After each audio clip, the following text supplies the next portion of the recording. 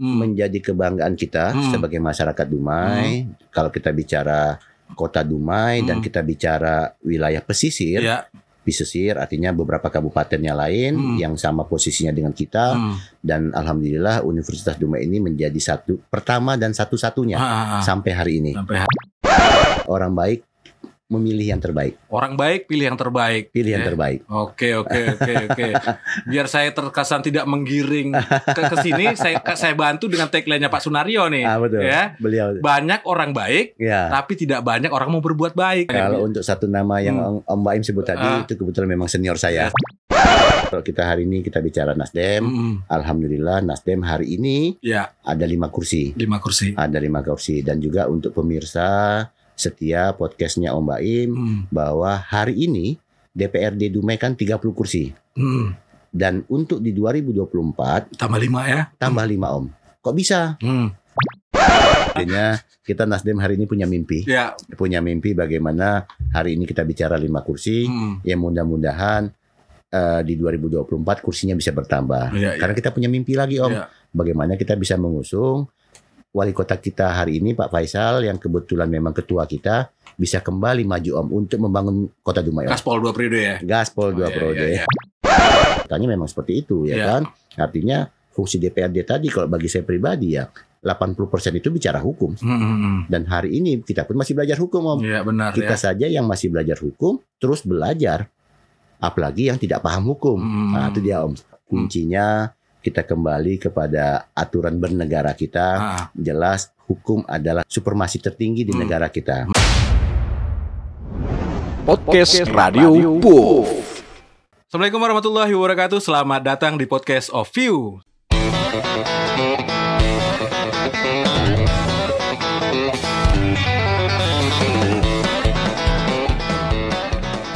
Senang sekali di malam hari ini, malam yang cerah juga nih ya. Kita datangkan orang yang cerah juga kayaknya nih. Oke, kita bakal menghadirkan dan sudah hadir di malam hari ini. Beliau adalah doktor ya, doktor dalam kurung C ya, Beni Akbar, SH, MH, MIP, CLA. Oke. Nama dari lahirnya Beni Akbar aja kan? Beni Akbar saja. Tapi setelah lahir sudah tumbuh berkembang membesar, ternyata prioritas menempuh pendidikan luar biasa nih ya. Semangat belajar nih berarti Bang ya. Alhamdulillah. Ya, dan mendapatkan gelar sepanjang ini nih Bang. Belum panjang. Belum panjang. Ada lagi Bang ya. Masih ada lagi di rekor Indonesia tuh ada yang berapa gelarnya saya lihat tuh ya. Tapi ini udah di Dumai udah terpanjang ini Bang. Oke, kita kenalkan beliau, kita sapa dulu. Assalamualaikum Bang. Waalaikumsalam warahmatullahi wabarakatuh. Ya. Mbak Aim sehat? Alhamdulillah. Salam semangat. Abang juga sehat ya? Alhamdulillah. Oke ya. Alhamdulillah. Kita hadirkan sosok beliau ini, kita gali dulu dari bawahnya dulu nih ya. Sosok ketua RT awalnya ya. Bukan awalnya sih sebenarnya, udah berjalan juga udah puluhan tahun juga nih. Uniknya ya, setelah dia udah merasa banyak kesibukan dan lain-lainnya, akhirnya mungkin bermaksud mengundurkan diri, penerusnya itu adalah siapa? Istrinya sendiri loh ya.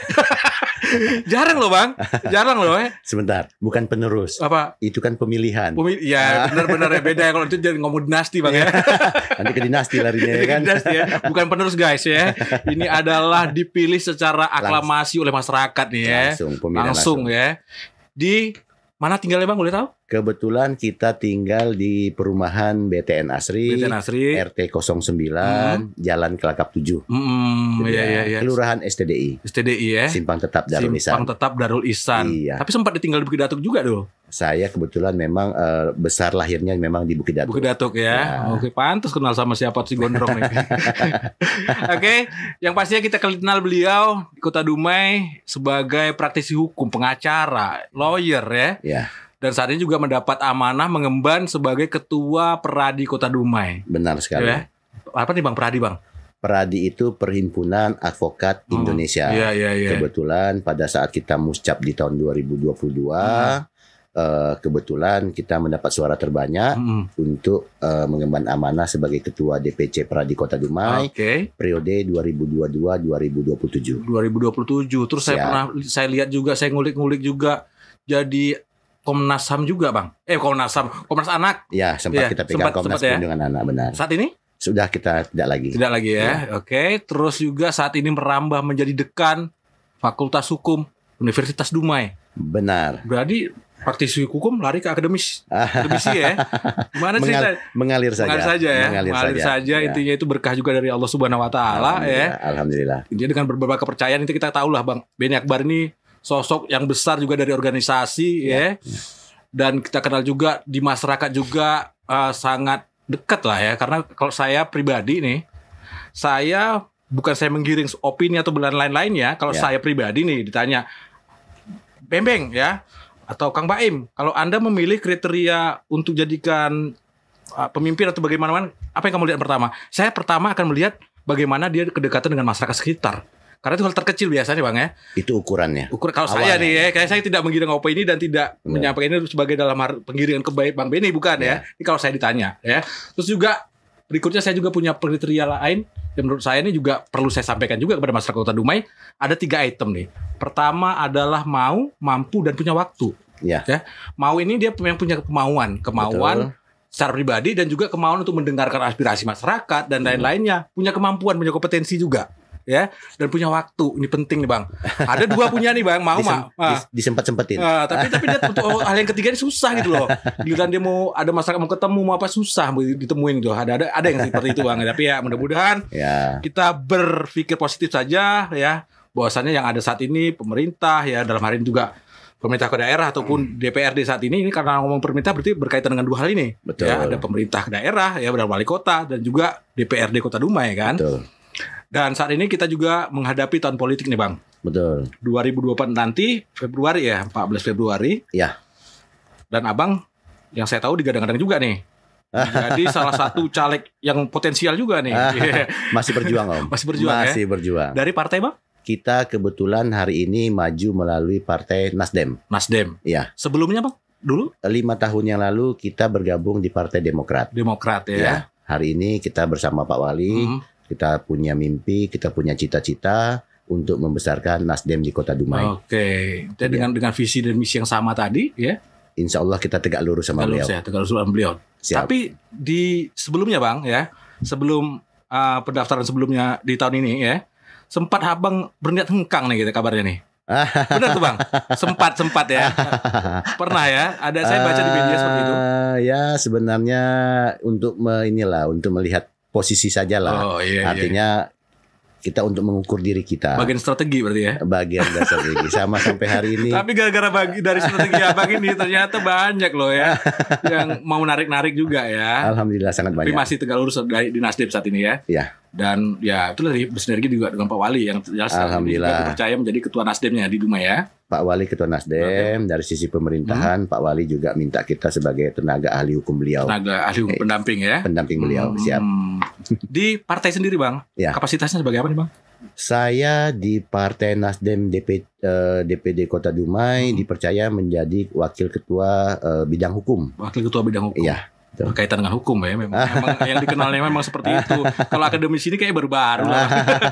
Universitas Dumai Bang ya. Juga sebuah batu loncatan juga nih. Kita sudah punya kebanggaan bahwasanya di Dumai ada ikon, ada universitas ya. Luar biasa. Yang dulunya awalnya cikal bakalnya adalah STEMIK Amik ya, sekolah tinggi. Kini sudah beralih menjadi universitas. Melebur ya. Lebur jadi satu dan strata S1-nya juga ada di situ dari sekarang. Betul. Nah, gimana nih Bang, cerita dong soal Universitas Dumai Bang. Jadi terkait dengan keberadaan Universitas Dumai hari ini, ya kalau kita pribadi memang tadi Bang Baim di awal sudah menyinggung nih. Kok nama kita banyak kali gelarnya, ya kan?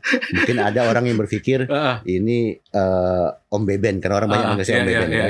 Ini Om Beben ini banyak sekolah-sekolah ini tujuannya biar bisa menjadi dosen. Sebenarnya tidak juga, karena memang target kita ngikutin sekolah tadi untuk memang khusus untuk pengembangan diri. Untuk diri sendiri. Tapi ternyata untuk pengembangan diri. Ternyata alhamdulillah, ternyata di saat yang bersamaan kita ada dikontak oleh yayasan dari Amik dan STEMIK. Di situ disampaikanlah ke kita bahwa ini kita lagi proses untuk peningkatan status menjadi universitas. Dan disitulah ditawarkan ke kita bahwa meminta kita bergabung di sana untuk merintis. Dan kebetulan memang diamanahkan juga sebagai dekan fakultas hukumnya. Dan alhamdulillah Om Baim ini kita sudah berjalan dan alhamdulillah saya juga mengapresiasi terhadap kawan-kawan saya, kawan-kawan kita yang hari ini berkuliah di Universitas Dumai, khususnya di Fakultas Hukum. Ya karena di awal memang karena kita kan jualannya baru bulan Juli. Yeah. Sementara perkuliahan mulai di bulan September. Ya artinya waktu itu mimpi kita tidak muluk-muluk lah. Kita waktu itu diamanahkan sudah Pak Beni untuk tahap awal minimal satu lokal lah 25 orang. Alhamdulillah Om Baim hari ini kalau saya tidak salah di semester 1 ini Fakultas Hukum kita itu ada sekitar kalau saya tidak salah 72 mahasiswa. Alhamdulillah, antusiasnya luar biasa. Iya. Intinya ini sebuah hal yang baik lah buat masyarakat Kota Dumai juga ya. Kita nggak perlu berkuliah untuk jauh-jauh lagi. Kalau dulu kan jadi momok nih, mengerikan juga nih, harus bisa sama orang tua dan lain-lainnya juga. Jadi orang tua juga jadi kekhawatiran nih melepaskan anaknya gitu kan. Benar sekali. Jadi ini sebagai pilihan juga nih, alternatif buat warga Kota Dumai. Nggak ada salahnya sih ya, kalau kita pingin menempuh anak-anak kita ya kita arahkan saja di Kota Dumai, dan tentunya ini tidak kalah juga dengan jauh-jauh juga kan Bang. Mungkin juga menjadi kebanggaan kita sebagai masyarakat Dumai. Kalau kita bicara Kota Dumai dan kita bicara wilayah pesisir, pesisir artinya beberapa kabupatennya lain yang sama posisinya dengan kita, dan alhamdulillah Universitas Dumai ini menjadi pertama dan satu-satunya sampai hari ini. Universitas yang ada di Dumai khususnya dan di Riau pesisir.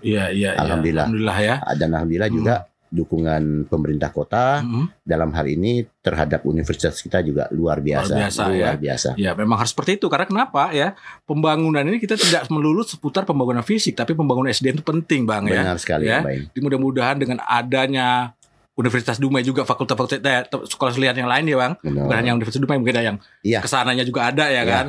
TIA ya, STT, terus Lanyang Kuning juga ya. Ini bisa menjadi salah satu upaya ya dalam rangka membangun SDM di Kota Dumai ya. Khususnya anak Dumai. Anak Dumai. Betul. Ya. Kita bisa katakan ya kayak saya bilang ya asli anak Dumai. Kita memang dari lahir di Dumai, kita hidup, tumbuh dan berkembang di Dumai. Artinya kita bisa sampaikan ke luar bahwa anak Dumai juga punya kemampuan. Anak Dumai juga bisa bersaing. Anak Dumai juga punya kompetensi. Benar Itu dia Om Baim. Ya, jadi kalau kita ngurut lagi masalah ketenaga kerjaan, undang-undang tenaga kerja dan lain-lainnya, seperti kita punya aturan tenaga kerja yang mungkin beda nih, eksklusif ya. 70-30 tadi ya. Bisa terpenuhi ini ya. Dengan kita punya kapasitas, punya kemampuan orang-orang di Dumai ini ya. Benar. Terus gini Bang, ya dengan kesibukan Abang tadi ya, praktisi hukum, sekarang udah akademisi ya. Motivasi dan ketertarikan Abang kenapa harus terjun nih ke politik aktif nih Bang? Gimana nih Bang? Kok ceritanya nih Bang? Berpolitik praktis ya langsung ya. Jadi perjalanan politik saya, Om Baim, mungkin kalau bisa saya bilang bukan hal baru ya benar. Bukan hal baru. Saya mungkin mulai terjun berpartisipasi aktif itu di tahun 2003. 2003 mulai ya? Mulai. Artinya mungkin di saat itu waktu itu kita tergabung dalam tim relawannya SBY. SBY di saat pertama kali periode pertama ya? Periode pertama. Disitulah kita mulai aktif dalam yang namanya politik praktis. Setelah itu kan ada setelah pemilihan presiden, kita juga ketemu dengan Pilkada Dumai, ya kan? Artinya teruslah berjalan sampailah hari ini. Jadi saya perlu sampaikan juga hadirnya Bang Ben di sini yang kita tampilkan ini bukan ujuk-ujuk, bukan hari ini loh ya. Proses. Bang Ben jadi caleg gitu ya. Udah lama ya. Jadi kalau disampaikan tadi 2003 Bang ya. 2003 kita sudah mulai. Sejak awal mulai menjadi relawannya Pak SBY di periode pertama ya. Periode pertama beliau sempat juga presiden. Saya dengar rekam beliau pernah ikut penjaringan bakal wali kota juga nih. Bakal calon ya. Bakal calon wali kota ya. Itu gimana cerita itu Bang? Artinya gini Om Baim. Artinya saya juga ingin menunjukkan ke kawan-kawan, ke teman-teman, ke masyarakat Dumai. Artinya pertama itu menjadi bagian dari hak politik kita. Iya, benar. Yang kedua ya kita tampil pede saja, ya kan. Tidak dalam artian kita membabi buta tanpa ada ukuran. Ya paling tidak bagi saya dengan saya melakukan seperti itu paling tidak untuk mengukur diri saya. Iya. Ya kan. Ya alhamdulillah lah, tidak malu-maluin lah. Tidak malu-maluin ya, dari hasil surveinya juga tidak malu-maluin, seperti kemarin juga sudah sempat 2019 lalu ya. Ikut kontestasi pileg juga, hasilnya juga nggak malu-maluin ya. Bahkan hasilnya ini kalau saya analisa Ada yang 600 suara bisa duduk ya. Ini udah 1.400-an ya. Tapi itu tadi ya. Kita kembali ke aturan partai kan beda-beda nih ya. Jadi izin Om Baim. Jadi kalau kenapa saya bilang hari ini saya bilang tidak malu-maluin. Tadi Om Baim kan ada menyinggung tentang ada kemarin isu saya akan hengkang, pindah partai. Jadi kalau saya korelasikan itu dengan tidak malu-maluin, begitu isu itu muncul, ya alhamdulillah hampir semua partai menarik kita gitu kan. Indikator dari kejadian itu Bang ya. Oke ya, itu bagian dari untuk mengukur diri tadi ya. Mengukur diri, betul. Jadi nggak ada salahnya sih ya, bebas. Intinya semua warga negara berhak Anda dikasih kesempatan nih. Silakan maju ya. Soal nanti ada pengusung atau tidak pengusung ya tampil dulu lah ya. Dan itu tadi dimulai dari masyarakat intinya ya. Tapi tidak dalam artian coba-coba ya. Memang kita ada takarannya juga ya. Betul. Capai saya gitu juga kan. Tidak dalam artian di sini coba-coba mana tahu gitu kan. Nggak bisa dong. Kalau itu memang tidak dalam konsep saya ya kan. Tidak dalam konsep ini lebih kita. Ke arahnya lebih mengukur diri ya, mengukur juga ya. Ada target yang mau ingin kita capai. Sebelum itu kita ukur diri kita. Apa kira-kira target tadi bisa nggak kita penuhi? Benar ya. Sama juga misalnya hari ini Om Baim tadi sudah ngomong nih saya maju nih hari ini. Ya mungkin Om Baim hari ini belum ada melihat baliho saya di jalan-jalan. Belum. Iya kan? Belum. Ini memang padahal Dumai Barat, Dumai Sungai 9 kan. Ya. Dumai Barat kan masih cakupan ke daerah sini juga. Ya. Saya sering lihat juga belum ada kelihatan nih Bang. Ya, apa nggak buat atau bagaimana ya kan? Mana Bang? Ya mungkin itu bagian dari strategi atau test case juga lah. Jadi memang pengalaman kita yang dari 2003 tadi kita banyak ketemu dengan senior segala. Kita mulai kan dari nol Om. Kita mulai dari namanya anak bawang yang disuruh ya kan, tolong ini ya, tapi dari situ kan kita berproses banyak hal juga, ya termasuk pola 2019 kenapa saya bisa dapat pencapaian suara seperti itu. Hari ini saya coba pola yang baru lagi, kira-kira nih hasilnya bagaimana. Artinya ya kita combine lah antara ilmu lapangan sama ilmu buku sekolah. Antara teori dengan jalan kan kira-kira nih ya Bang ya. Ya mudah-mudahan dia beriringan. Ya, intinya kalau sesuatu itu memang butuh strategi Bang. Betul. Pasti lah ya, apapun itu ya. Berkeluarga aja, berumah tangga juga ada strateginya Bang. Alhamdulillah. Iya nggak Kak? Alhamdulillah. Nah kalau konsep strategi dalam berkeluarga Om Baim, ya kalau saya memang dari awal di saat kita akan memutuskan untuk menikah, memang konsep saya itu adalah satu. Kenapa satu? Saya contohkan di saat kita punya anak, ya anak itu kemana-mana kita bawa. Artinya kita berempat, saya punya 2 orang anak, kita kemana-mana pasti berempat. Ke pasar sekalipun, waktu masih bayi pun kita bawa ya. Cuma memang hari ini kondisinya kebetulan anak saya yang besar hari ini kan sudah kuliah di kedokteran Unri. Adiknya juga sudah kelas 11 lah ya di SMA Binsus. Jadi sudah punya aktivitas masing-masing. Tapi apapun itu dalam setiap momen liburan lah kita bilang ya konsep kita tetap berempat. Harus ada berempat ya. Ya 4 inilah kita bilang satu. Iya. 4 dalam satu aja gitu ya. Jangan satu di mana-mana Bang ya. makanya nih mungkin orang bisa sampai hari ini terutama teman-teman saya di kampus juga sering bertanya nih, ini Om Beben ini di mana-mana ada istrinya terus, beda sama kawan-kawan, karena memang konsep kita memang selalu sama, sama istri juga di saat kita ikut kita bicara untuk profesi avokat, kita bareng, kan, tentang sekolah kita gantian, kan gitu kan, dan sampai hari ini juga kita dosen, alhamdulillah istri saya juga menjadi staf pengajar tetap di Fakultas Hukum Universitas Dumai. Ya karena saya ada juga sebuah patah nih Bang ya. Hebatnya seorang lelaki itu Bang tergantung di belakangnya siapa nih. Berarti istrinya nih itu pengaruh juga ya. Apalah arti seorang Soeharto setelah Ibu Tien nggak ada. Apalah arti seorang Habibie setelah istrinya juga nggak ada. Ini juga mungkin awal terapkan nih Bang ya. Insya Allah. Luar biasa ya. Sampai hari ini. Alhamdulillah. Oke Bang, kita masuk ke ranah yang agak sensitif mungkin ya. Sensitif tapi memang ini fakta ya. Faktanya juga ya memang masyarakat juga penilaian masyarakat ya. Akademisi sebenarnya harus menjadi inisiator penggerak dalam upaya pencegahan korupsi. Sepakat Bang ya. Sepakat. Penggerak upaya pencegahan, memberikan pendidikan anti korupsi kepada seluruh sivitas akademika. Pendidikan punya nilai peran penting nih Bang. Benar. Ya. Jadi Jadi dari seperti ini tentu kita harus memasukkan sebuah kurikulum ya. Dalam fakultas tadi mungkin ya di hukum Abang ya. Dekat hukum berarti ada suatu materi ya, suatu ilmu di situ yang diajarkan tentang bahaya korupsi tadi dan lain-lainnya. Bagaimana nih Bang pendapatnya? Oke, Om Baim. Jadi memang kebetulan hari ini kita sebagai dosen di Fakultas Hukum dan ini masih di semester 1, memang untuk ketentuan dari universitas secara dari diktinya memang untuk di tahun semester 1 dan semester 2 itu memang sudah ditentukan mata kuliahnya. Tapi alhamdulillah kita di Universitas Dumai staf pengajar kita kan ada 6 orang.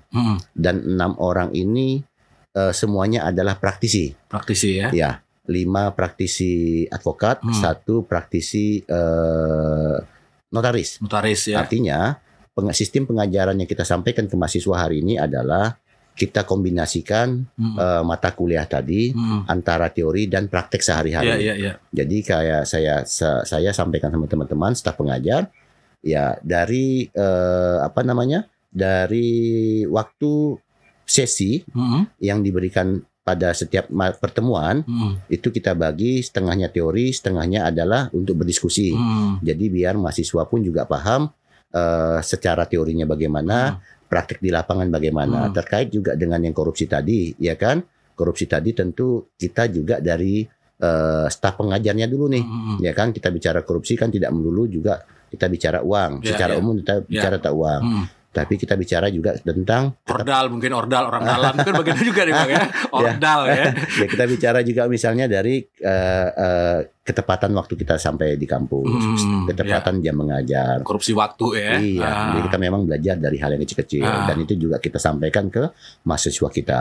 Itu saja. Jadi mungkin belum bisa masuk ke dalam mata kuliah tapi mungkin disisipkan di itu bisa ada agenda kita nanti karena kita kan juga akan membuat beberapa kegiatan rutin bulanan rutin bulanan. Nah itu kita akan mengundang misalnya nanti dari kejaksaan, kita mengundang dari pengadilan atau kita mengundang dari pihak kepolisian. Itu sangat memungkinkan. Tapi dari sisi mata kuliah memang belum. Tapi itu sudah kita menjadi bahan diskusi kita.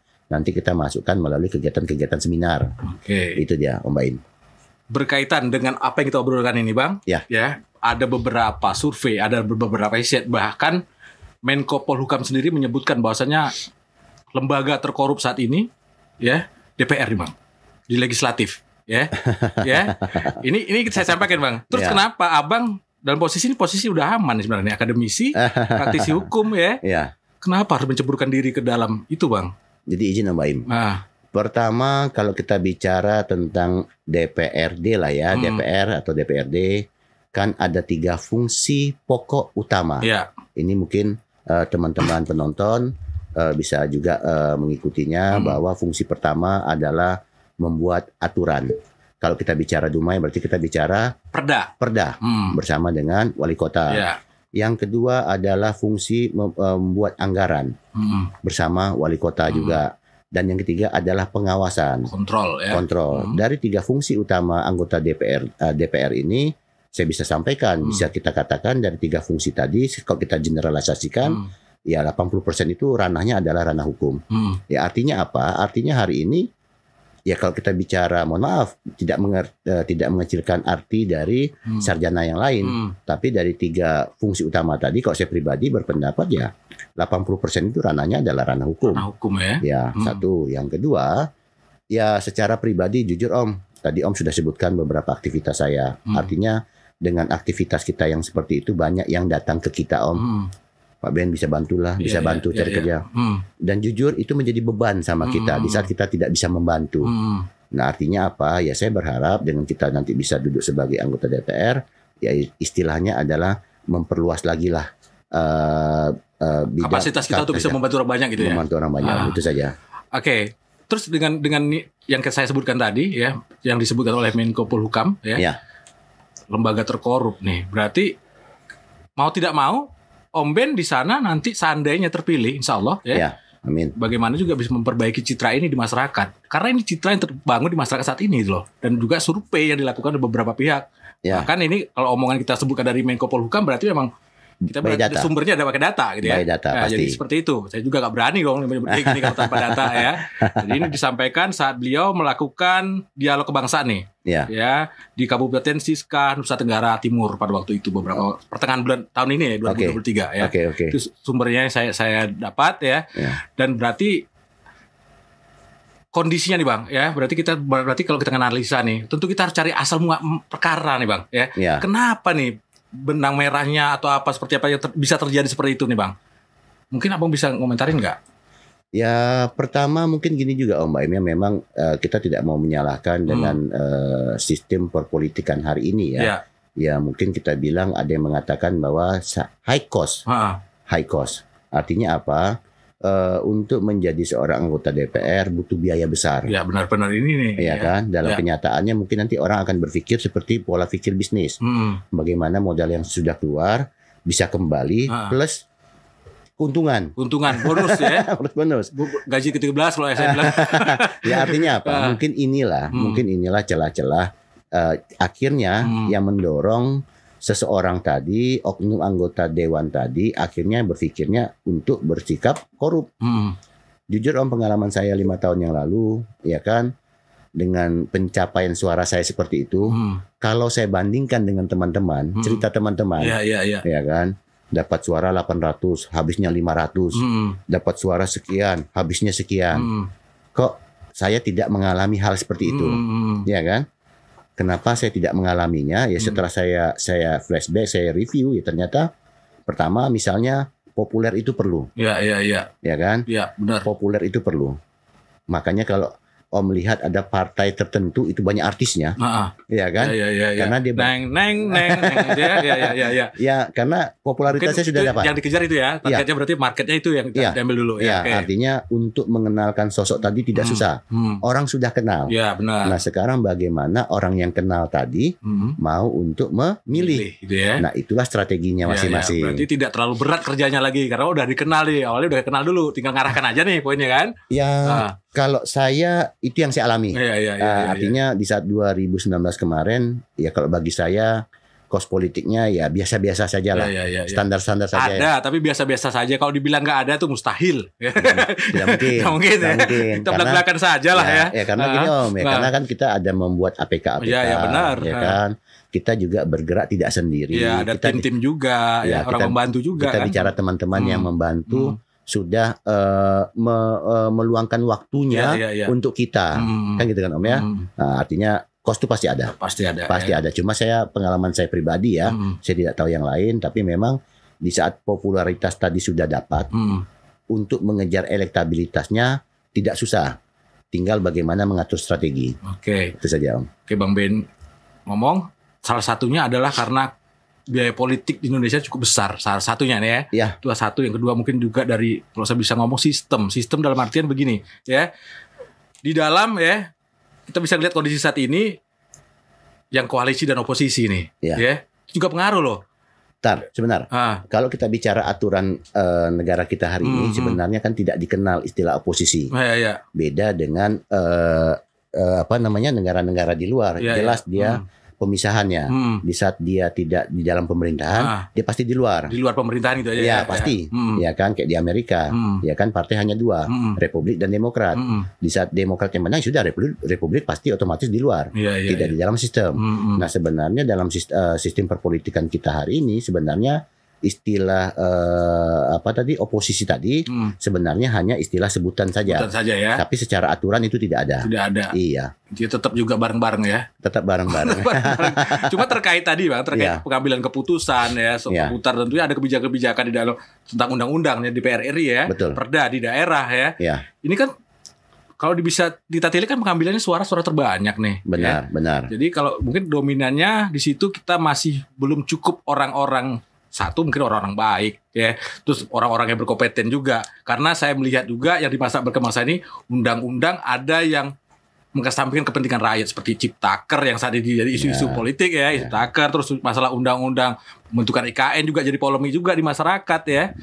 Jadi mungkin itu jadi salah satu juga Bang ya. Ya, tapi ini Om Baim karena nyebut tadi baik-baik sesuai dengan tagline saya hari ini. Oh iya. Apa tagline ini? Tagline yang kita sampaikan hari ini adalah orang baik memilih yang terbaik. Orang baik pilih yang terbaik. Pilih yang terbaik. Oke. Biar saya terkesan tidak menggiring ke sini, saya bantu dengan tagline-nya Pak Sunario nih. Betul. Ya. Beliau. Banyak orang baik, tapi tidak banyak orang mau berbuat baik. Kan sebenarnya bagus lah, bagus semuanya. Kalau untuk satu nama yang Om Baim sebut tadi, itu kebetulan memang senior saya. Jadi itu maksudnya biar tidak penggiringan ke sini loh. Ya. Saya tidak mau, saya mencari aman juga nih.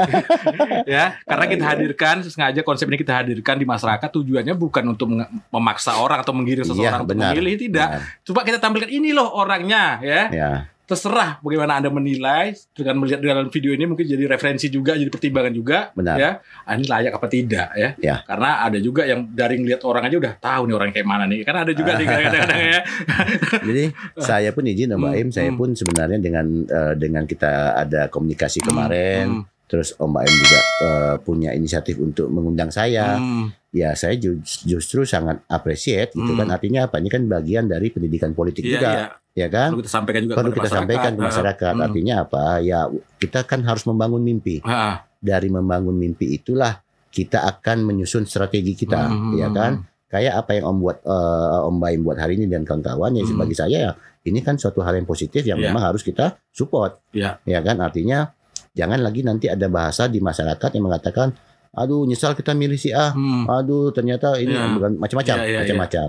Ya nggak bisa juga disalahkan calegnya, ya kan?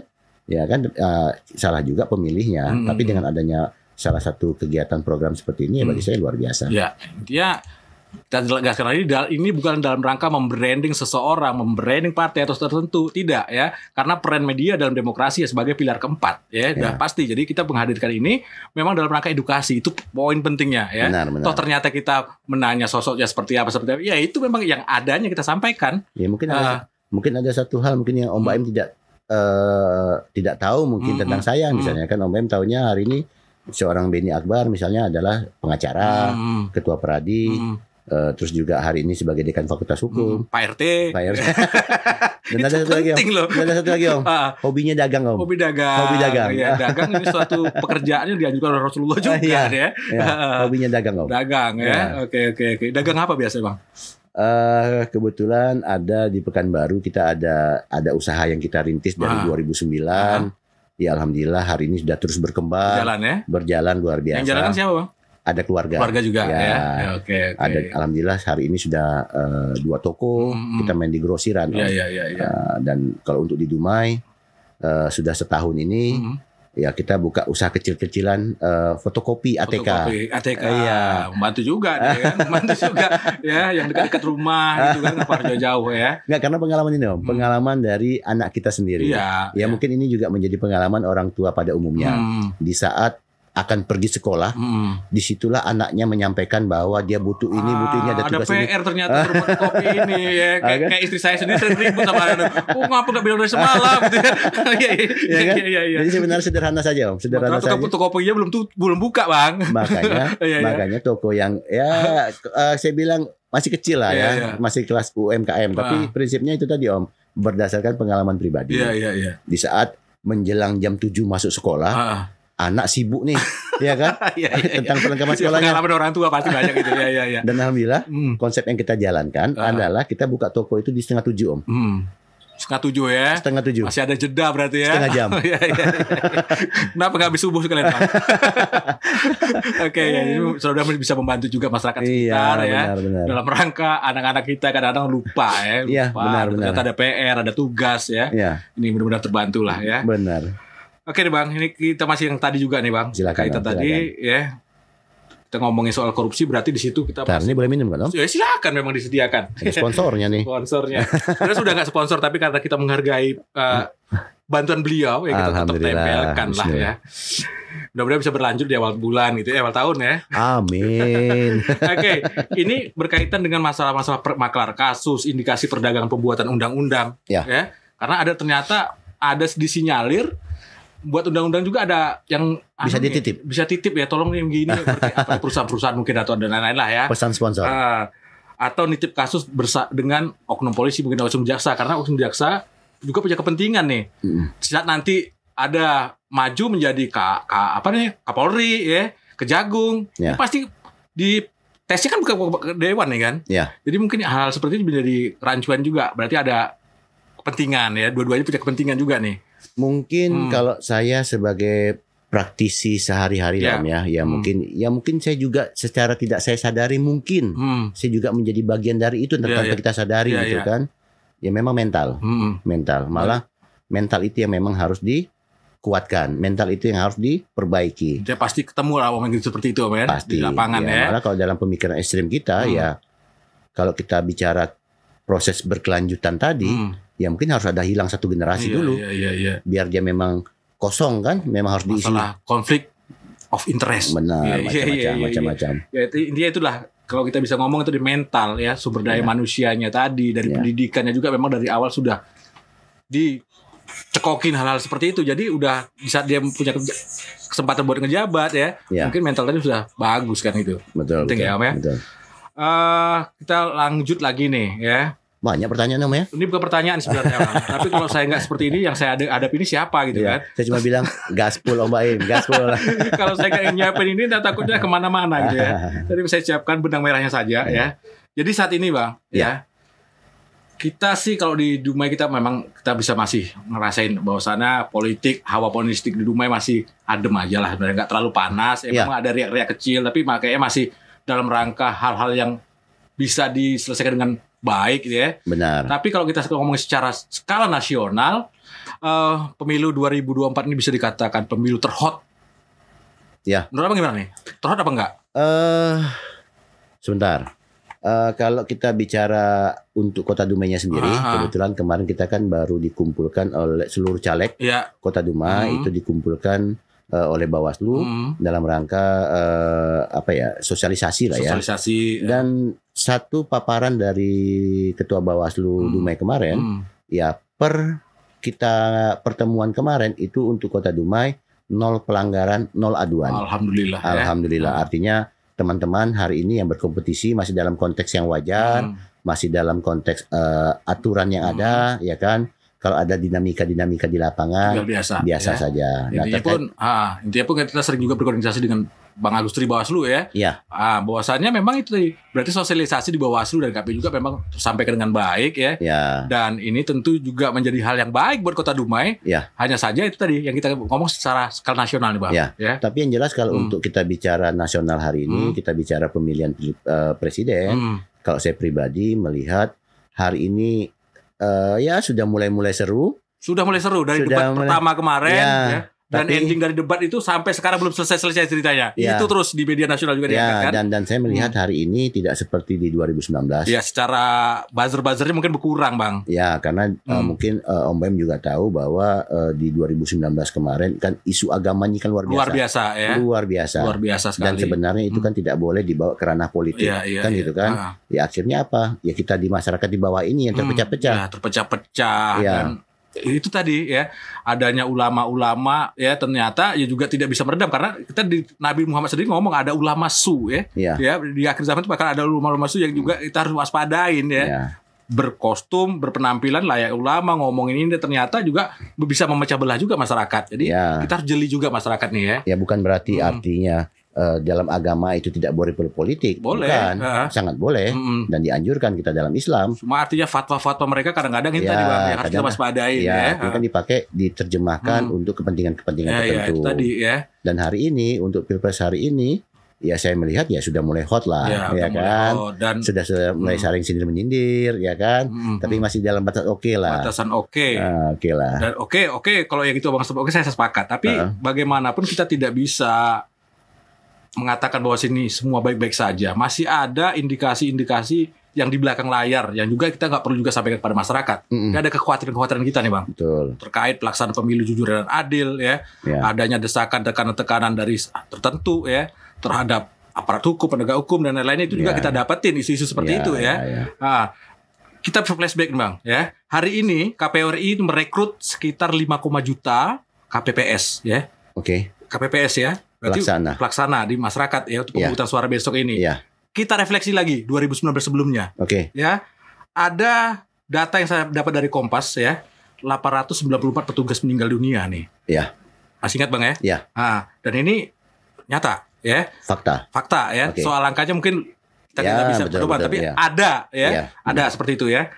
Jadi kita bisa menyebut mereka ini pahlawan demokrasi lah ya, ini ya, karena bagaimanapun bertugas dalam rangka menyukseskan penyelenggaraan pemilu tadi. Benar sekali. Ini tapi hal ini setelah kejadian ini menjadi polemik yang luar biasa di masyarakat, dan sampai hari ini kita juga belum melihat nih Bang penyelesaian. Masuk dalam artian bagaimana upaya pemerintah, pertanggungjawaban pemerintah, apa yang dilakukan Bang? Kalau saya mungkin tidak bisa berkomentar tentang kematian saudara-saudara kita tadi. Tapi yang jelas sebenarnya memang kalau kita bicara 2024 itu sebenarnya konsepnya adalah antara pilpres, legislatif dan pemilu. Pemilu artinya pemilu gubernur, wali kota, bupati. Konsep undang-undangnya adalah satu waktu, Om. Satu waktu ya, serentak ya. Serentak. Cuma berdasarkan kejadian di 2019 yang Om Baim bilang tadi, akhirnya dibuat kebijakan, dibuat pemilunya dipisahkan. Tapi di dalam tahun yang sama. Berarti kalau ini ngomongin Februari, berarti dikejar November ya? November awalnya. Tapi sebenarnya konsep awal undang-undangnya adalah satu waktu. Ya, cuma berdasarkan kejadian tadi 2019 tadi ada kebijakan hari ini, akhirnya itu dibagi dua waktu. Satu. Yang kedua, hari ini untuk Kota Dumai sendiri itu jumlah TPS diperbanyak, Om, dipecah. Artinya kalau kita bicara 2019 waktu itu mungkin satu TPS bisa sampai 300 pemilih. Dan pada waktu itu yang terjadi katanya faktor kelelahan. Mungkin mengantisipasi itu, Bang? Ya, karena di 2019 itu untuk kita di Dumai saja bisa kita katakan hampir seluruh TPS selesainya keesokan hari. Sampai KPU sendiri membuat surat untuk perpanjangan waktu. Karena ada juga belum selesai ya? Iya, karena batas aturannya kan di jam 00 di hari itu. Dan ternyata faktanya di lapangan itu kan sampai keesokan harinya. Malah ada yang sampai yang siang, ada yang sampai yang malam. Karena kalau kita bicara petugas KPPS, kita kan tidak bicara pada hari H saja, Om. Karena ada beberapa agenda kegiatan yang mereka lakukan sebelum hari H. Ya, contoh sederhananya saja, misalnya membuat tenda, misalnya membangun tenda, ya kan? Nah, artinya bisa saja ini membuat faktor kelelahan tadi. Tapi kalau saya lihat hari ini contoh kita Dumai di tempat saya saja, di tempat kita tinggal saja, yang selama ini cuma satu TPS, hari ini jadi dua. Jadi dua ya. Ada yang dua jadi tiga. Artinya apa? Ini untuk memecah pemilih tidak terkonsentrasi di satu TPS. Artinya ini kan bagian dari upaya nih. Jadi di saat jumlah pemilihnya yang datang berkurang, waktunya juga akan menjadi singkat. Itu dia, Om. Ya, intinya beginilah ya. Karena bagaimanapun indikasi dari kejadian 2019 lalu ada kekhawatiran dan kecemasan juga nih ya. Bahkan antusias orang untuk mendaftar menjadi AKPPS pun menurun nih dari sebelum-sebelumnya. Ada di beberapa daerah ya. Kalau di Dumai oke lah, aman ya. Karena ada batasan umur juga. Batasan umur. Ya, sekarang umur maksimal kalau saya tidak salah 55. Dibatasi ya. Dibatasi. Juga bisa membantu dalam rangka mengurangi angka tadi ya. Intinya bisa ngurangin lah ya, Bang. Dan setiap calon anggota KPPS wajib melampirkan surat kesehatan. Surat kesehatan juga perlu dilampirkan. Ya, artinya ini kan bagian dari upaya pencegahan ya. Di awal. Ya kan, artinya begitu nanti cek kesehatannya tidak oke, tidak bagus, ya mungkin tidak akan bisa. Nggak layak berarti ya. Artinya sampai hari ini untuk Kota Dumai itu tadi kita melihat jumlah TPS-nya bertambah. Mudah-mudahan kerjanya juga tidak semakin berat dan sesuai dengan waktunya tercapai nih. Jam sekian udah selesai lah, jam sekian ya. Betul. Oke, mudah-mudahan seperti itu dan kita berbaik sangka saja lah. Ya, kita tidak dalam kapasitas mencurigai atau bagaimana tidak ya. Kita hanya saja yang ada berkembang saat ini di masyarakat. Di media sosial juga sampai ada yang ngomong, nanti kalau jadi petugas KPPS jangan makan di sana loh, jangan ini. Itu kan jadi kembang juga di masyarakat, Bang ya. Ini kita sampaikan juga. Intinya itu seperti tadi. Ini dalam rangka upaya juga. Dalam hal ini pemerintah dan KPU RI ya, bagaimana menyiasati hal tersebut tidak terjadi lagi ya. Satu lagi mungkin, Om. Satu lagi kalau kita bicara KPPS, kebetulan saya juga ada pengalaman di sana. Berkali-kali ya. Ya, artinya memang itu tergantung juga kejelian. Ya kan, kejelian dari masyarakat setempat untuk memilih timnya, petugas KPPS-nya. Karena apa? Karena dengan mereka nanti bisa kompak, bisa bersinergi dalam melaksanakan tugas, jelas ini akan memperingan satu dan akan mempercepat waktu. Gitu. Dan ini juga kita lakukan di tempat kita. Kita ambil ukuran kalau kita di kelurahan kita Simpang Tetap misalnya, Ya kalau misalnya rata-rata misalnya TPS lain ngantarnya sore, kita siang sudah ngantar. Gitu kan. Artinya ada pola-pola yang kekompakan dari petugas KPPS tadi yang memang harus dibentuk. Karena kalau kerjanya masing-masing, ruginya sama-sama. Itu dia Om. Jadi memang harus dijaga pola kerjanya. Jadi mungkin ini pengalaman saya lah ya di dalam membentuk suatu tim KPPS tadi. Ya kan, artinya tidak bicara keberpihakan pada calon lah ya. Tapi itu tadi Om sangat terasa di saat di antara petugas KPPS tidak kompak, yang rugi mereka sendiri. Itu saja. Ya, jadi bisa bingung nih, katanya diundang caleg, ngomongin apa ini ya? Intinya kita malam hari ini ya, saya lebih ingin berdiskusi saja sebenarnya ya. Sama-sama. Ya, beda dengan mungkin sebelum-sebelumnya, mungkin molunya ke arahnya pencalekannya begini. Yang ini saya hadirkan beda nih, nggak perlu lah ya. Banyak hal yang bisa didiskusikan. Banyak yang pengen saya diskusikan. Benar. Apalagi beliau adalah praktisi hukum dan juga akademisi, saya juga butuh pendapat dan saran juga, masukan, dan itulah yang kita obrolkan malam hari ini. Oke. Kita mulai nih beranjak ke permasalahan partai ini Bang. Nasdem Kota Dumai. Optimis ya. Optimis. Orang baik pilih yang terbaik. Orang baik pilih yang terbaik. Bang Ben ya. Jadi saat ini Nasdem Kota Dumai sama seperti yang lainnya mengikuti aturan KPU 35 yang dicalonkan. Alhamdulillah 100%. 35 pas ya. 35 caleg sesuai dengan 35 kursi yang tersedia. Terus berkaitan nanti ya, pas masa di hari H ada ratusan ya, 500 lebih ya maju kan Bang? Iya. Pasti kita ngomongin juga kursi yang tersedia juga nggak banyak, 35 saja. Ya. Kita nggak usah ngomongin yang muluk-muluk dulu, antisipasinya ya jika tidak terpilih ya. Terus kita juga butuh nih, karena ada yang siap dan tidak siap nih Bang ya. Itu hal ini kalau untuk yang terpilih ada siap Bang ya, kalau ditanya pada siap tapi gila tidak terpilih gitu loh Bang ya kan, pasti banyak yang tidak siap ya. Jadi kita juga perlu menyiasati dari sekarang nih, karena mungkin akan terjadi hal yang gimana gitu di masyarakat nantinya gitu. Tips nih Bang buat Abang nih. Maksud Om Baim biar tidak habis pemilihan tidak terpilih jangan nendang kaleng gitu. Ya, jangan nendang kaleng, jangan ngeratap dinding, ngomong sendiri, saya takut Bang ya. Ya, kadang itu.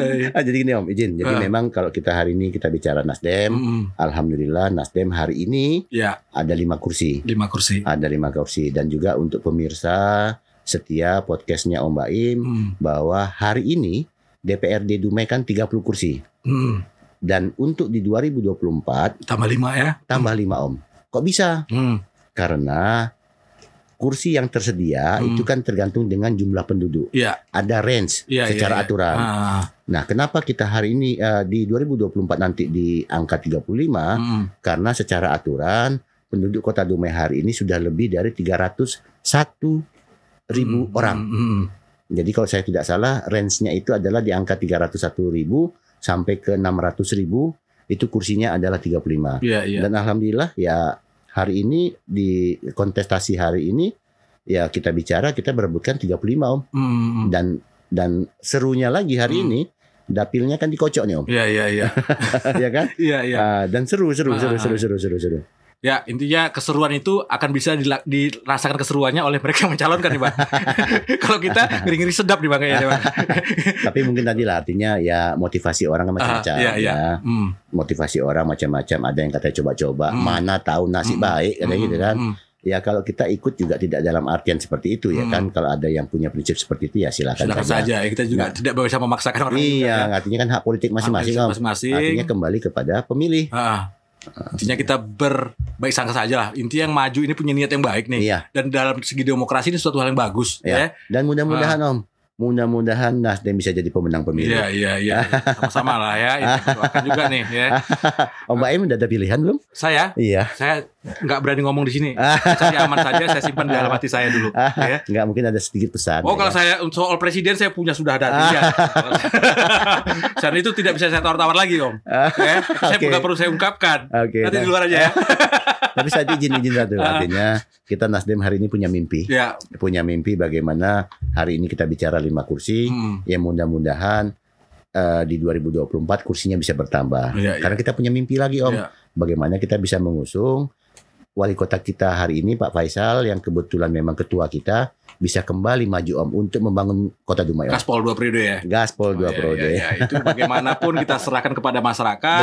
Benar. Kita ingetin lagi, kita dalam rangka bukan upaya untuk melakukan penggiringan dan lain-lainnya. Ya, silakan masyarakat menilai. Karena hak demokrasi sepenuhnya kuasa itu ada di tangan rakyat. Ya. Benar sekali. Jadi kalau sudah rakyat menentukan, ya berarti itulah ketentuannya. Ya. Terus masalah yang nendang-nendang kaleng tadi Om. Ya tips sih Bang. Tipsnya paling gini Om ya kesiapan mental Om. Kesiapan mental. Kayak Om bilang tadi Om Beben di 5 tahun yang lalu suaranya oke, tapi tidak duduk. Tidak juga duduk ternyata ya. Ya kalau saya berprinsipnya ya mungkin Tuhan punya rencana lain buat saya.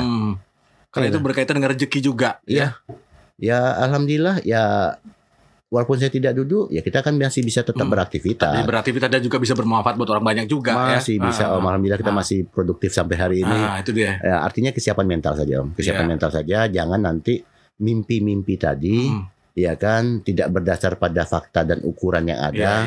Karena jujur Om, karena kalau kita mau nanya kita ini siapa, kita ini bagaimana, ya mungkin kita perlu waktu 5 menit 10 menit sebelum tidur kita merenung ya. Iya kan? Ngaca ya. Iya, ngaca Om. Ngaca. Layakkah saya? Iya. Nah, kalau itu sudah dipaksakan, mimpinya tinggi, padahal ini sudah dipaksakan, ya. Itu tadi ya. Ya intinya siapapun boleh bermimpi ya. Silakan. Jangan kebanyakan tidur, nanti mimpi terus kan. Terus kita harus perlu mengukur diri itu penting ya. Iya, betul. Mengukur diri, kita ngaca ya. Kita punya kemampuan nggak ya? Terkait ini, kalau merasa belum mampu jangan dipaksakan juga ya. Dan kalau Om tanya, Om Beben sering nggak ngukur diri nggak? Ya mungkin kita setiap waktu ngukur diri, kan gitu kan? Setiap waktu kita ngukur diri. Evaluasi terus. Juga ya. Evaluasi terus Om, pasti. Di tahun sebelumnya, di pemilu sebelumnya ada angka sekian nih yang udah didapat nih. Ya. Terus gimana 2024 ya Om? Ada target nggak Om? Melebihi atau gimana nih Om? Kembali ke masyarakat Om ya? Kembali ke masyarakat ya? Kembali pilihan ada masyarakat. Karena memang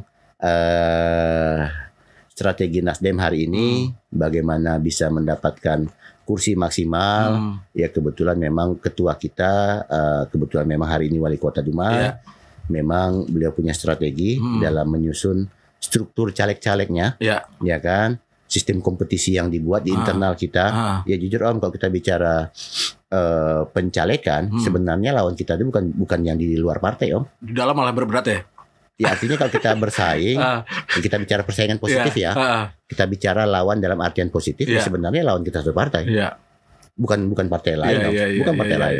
Cuma kan bagaimana pola kompetisi tadi, pola apa tadi itu bisa mempunyai satu konsep yang sama, tidak melanggar, tidak merusak antara di internal. Tidak saling menjatuhkan. Ya, artinya kita bilang ya bersaing sehat lah Om. Ya bersaing secara sehat saja ya.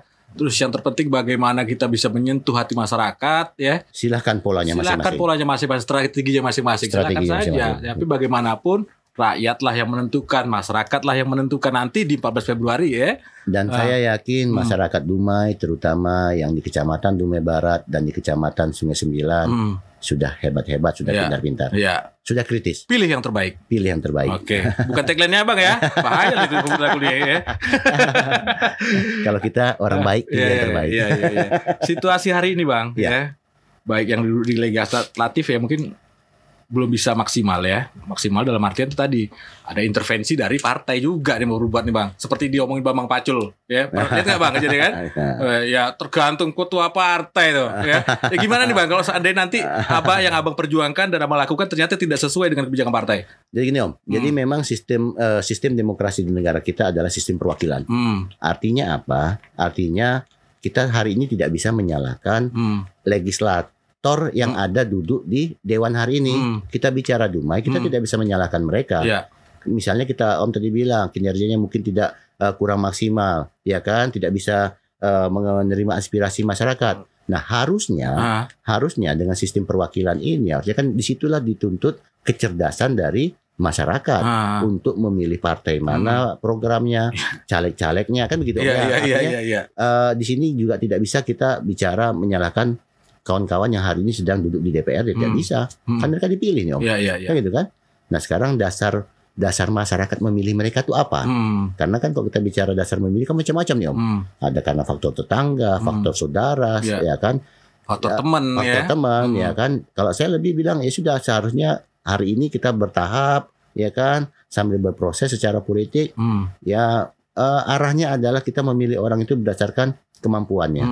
Artinya seperti saya sampaikan tadi, kita harus paham nih 3 fungsi pokok dewan nih. Dewan tadi ya. Ya kan? Ya bukan saya mengkecilkan arti sarjana-sarjana yang lain tidak. Cuma faktanya memang seperti itu ya kan. Artinya fungsi DPRD tadi kalau bagi saya pribadi ya 80% itu bicara hukum. Dan hari ini kita pun masih belajar hukum Om. Ya, benar, kita saja yang masih belajar hukum terus belajar. Apalagi yang tidak paham hukum. Nah itu dia Om. Oke. Hukum lagi ya. Hukum. Tapi memang ini seperti yang disampaikan ya dari pasangan nomor 1 presiden ya. Ini terlepas setuju atau tidak setuju bahwasanya akan sulit bangsa ini kalau hukum ternyata dikendalikan oleh penguasa ya. Sebenarnya letak hukum ini bagaimana? Ini juga mengatur semuanya nih, kesetaraan tadi ya. Artinya mungkin kalau saya terjemahkan hukum adalah panglima tertinggi. Seharusnya kan? Ya. Tapi kalau sudah ada pesanan dan ini juga menjadi rancu di masyarakat. Jadi masyarakat juga tidak mendapat kepastian hukum nih Bang. Abang yang sudah selama ini menjalani di bidang hukum, membantu banyak orang, klien-klien Abang. Ya. Tanggapannya Bang, secara spesifik Bang. Tentang apa dulu nih? Yang tadi saya omongin tadi, tentang masalah hukum ini seharusnya posisinya di mana nih ya. Ada hukum, kan hukumnya banyak nih Bang. Ada hukum Tuhan, hukum agama, ada hukum adat dan lain-lain.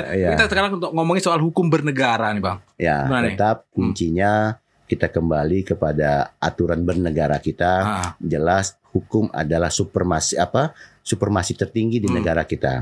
Oke? Bukan kekuasaan. Tapi kalau ada dinamika hari ini yang saya nggak tahu nih apa Om Baim mau menyinggung tentang saya tidak menyinggung siapapun MK misalnya tidak usah ngomong itu dah kita ngomongin ini karena masyarakat juga nilai loh Bang masyarakat juga tahu nih ya jadi hal-hal seperti ini masyarakat juga berkembang bicara di mana cuma mungkin ada aja yang pura-pura nggak tahu atau gimana itu saya cerita ya itu yang kita tanyain ya artinya apa ya artinya di sini kembali kepada bagaimana kita sebagai masyarakat pemilih baik Om Baim baik saya juga ya kan. Ya kita kan bisa melihat nih, ya kan, terutama dari cara bersosialisasi mereka, bagaimana cara mereka menyampaikan visi dan gagasan mereka ke depannya seperti apa. Ya pasti di situ pasti akan bicara hukum. Ya apalagi dari debat pertama kemarin, hukum menjadi salah satu tema yang dibicarakan, kan gitu kan. Apakah bagaimana sikap calon A tegas atau tidak, kan begitu Om. Bagaimana dengan misalnya masalah etika kemarin, kan begitu.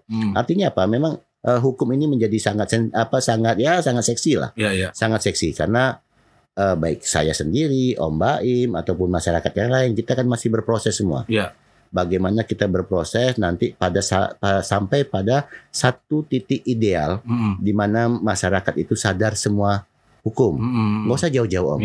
Kita di sini mungkin sering melanggar hukum. Tapi pada saat kita pergi ke negara tetangga, ya kan? Apakah itu Malaysia, apalagi misalnya kita di Singapura, bisa kita tertib Om. Iya, ternyata bisa ya. Kenapa itu ya? Kan? Di sini buang sampah kayak apa kan hukum juga kan? Dan sampai di sana lihat dibaca, bahaya nih ya, denda, malah takut ya. Seharusnya di negara sendiri loh, ya. Artinya apa? Ternyata kita bisa sebenarnya. Kita bisa. Ya kita buktikan di saat kita misalnya pergi tadi, ya kan? Kita bisa tertib gitu loh. Nah berarti ini di mana letaknya? Tapi juga tidak bisa juga disalahkan Om, karena ini kan menyangkut luas wilayah. Kalau kita bicara luas wilayah Indonesia hari ini dari Sabang sampai Merauke, kalau kita secara wilayahnya kita ambil apple to apple dengan negara lain, ya mungkin Indonesia ini sama dengan 30 negara Om. Iya. Nggak bisa jadi patokan juga ya. Benar Om. Bisa ya dengan luas wilayah, dengan jumlah penduduknya, Indonesia ini mungkin sama dengan 30 sampai 40 negara. Apalagi dibandingkan dengan Singapura kan. Oke. Jadi Om di jeda di menit-menit terakhir nih Om. Ya. Udah mau habis nih. Udahlah, nggak usah banyak Om. Nggak usah lihat kita Om. Ya, intinya kita juga udah nyampaikan tadi kan. Yang pentingnya, ya juga saya pengen Om nih nyampaikan himbauan pada masyarakat Kota Dumai. Boleh mengatasnamakan partai lah. Ya, yang satunya yang Nasdem yang udah ada kan baru Om nih. Ya. Mungkin kalau seleksi berikutnya ya ada yang lain silakan. Coba hari ini saya pengen dari Nasdem juga ngajak sama-sama nih masyarakat Kota Dumai untuk jaga pemilu ini bisa berjalan aman, damai ya. Bagaimana juga kita sama-sama bisa memastikan bahwasanya pemilu ini juga bisa berjalan dengan jujur dan adil tadi ya. Hari ini kita punya handphone, punya apa ya, kita bisa turut memantau di masyarakat nih. Benar. Ada kecurangan, laporkan. Jangan apatis juga. Karena berkaitan dengan masa depan kita juga. Benar sekali. Kita pengen pemimpin hari ini ya, yang hasil dari pemilu ini bisa benar-benar sesuai dengan pilihan rakyat. Artinya apapun nanti pemenangnya, siapapun nanti pemenangnya, kita terima pasti dihasilkan dengan cara yang benar, asal dengan cara yang benar, kita dan semua proses yang benar. Ya, untuk Nasdem hari ini ya terima kasih Om Baim. Ya, kami minta doanya kepada seluruh masyarakat Kota Dumai. Ayo kita sama-sama menjaga ketertiban, kenyamanan dalam hal kita berdemokrasi. Iya benar. Ya kan, hari ini masyarakat Dumai disajikan dengan ratusan caleg. Ya kan, ratusan caleg, silahkan pilih, gunakan hak pilih. Ya kalau nanya ke saya ya pilih saya kan gitu kan. Nomor saya nomor berapa nih Om ya kan? Nanti Om jangan seperti Om. Marah Bawaslu sama kita, boleh. Iya. Dia dalam rangka imbauan saja dulu ya. Ya, artinya gunakan hak pilih. Gunakan hak pilih kita, tentukan pilihan kita. Apalagi kita juga ngelihat pangsanya ya, anak-anak muda sekarang nih masuk dalam kategori pemula ini banyak sekali ya. Benar. Jangan sampai tidak menggunakan hak suaranya karena ini penting buat masa depan kalian juga nih anak-anak muda ya. Jangan kita nanti setelah hari pemilihan kita menyesali ya kan. Di dalam perjalanan 5 tahun ke depan ternyata tidak sesuai dengan apa yang kita harapkan. Kita tidak bisa juga menyalahkan karena kita juga tidak menggunakan hak pilih kita. Menggunakan hak suara kita ya. Jadi ya terutama untuk yang Gen Z hari ini lah. Ya mungkin hari ini untuk dia menggunakan hak dia yang pertama kali. Gunakan sebaik-baiknya. Kenali. Ya, sosoknya secara baik, secara detail kalau perlu ya. Sehingga Anda tidak menyesal di kemudian hari ya. Jangan apatis juga bahwasanya Anda berpikiran di masyarakat bahwasanya alah siapa aja nggak penting lah, itu salah. Jangan. Karena bagaimanapun mereka adalah orang-orang yang nantinya menjadi wakil kita yang akan membuat kebijakan-kebijakan. Jadi kalau kebijakannya tidak berpihak kepada masyarakat itu berarti kesalahan Anda karena tidak memilih. Ya, kita pengen yang tampil hari ini berpihak kepada rakyat, peraturan daerahnya, undang-undangnya berpihak juga pada kebutuhan masyarakatnya ya. Anggarannya juga. Silakan gunakan hak suara 14 Februari mendatang. Cegah orang jahat menjadi penguasa. Sampai ketemu lagi. Assalamualaikum warahmatullahi wabarakatuh. Waalaikumsalam warahmatullahi wabarakatuh. Terima kasih Om Baim. Sama-sama. Sukses. Amin. Amin.